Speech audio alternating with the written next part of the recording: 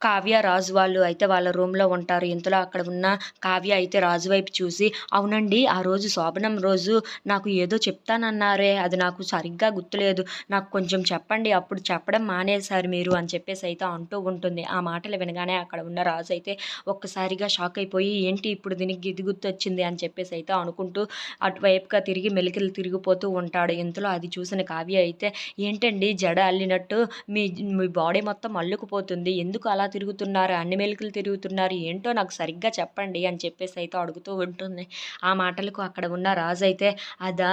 అదా! అని చెప్పేసయితే చాలా సిగ్గుపడిపోతూ ఉంటాడు. ఇంతలో అక్కడ ఉన్న కావ్య అయితే అది చూసి, "ఏంటో కరెక్ట్‌గా చెప్పండి. ఆ రోజు ఎందుకో చెప్పలేకపోయారు. ఈ రోజైనా చెప్తారా లేదా?" అని చెప్పేసయితే అడుగుతూ ఉంటుంది.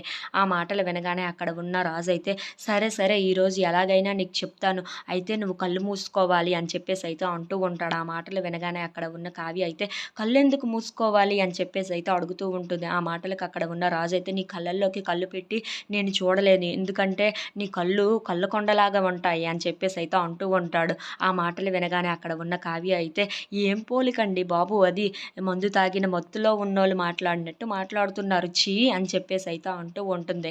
ఆ మాటలు వినగానే అక్కడ ఉన్న రాజైతే, "సరే నీకు చెప్పాలా వద్దా?" అని చెప్పేసయితే అడుగుతూ ఉంటాడు. ఆ మాటలకి అక్కడ ఉన్న కావ్య మాత్రం, "ఆ! చెప్పండి, చెప్పండి" అని చెప్పేసయితే అంటూ ఉంటుంది.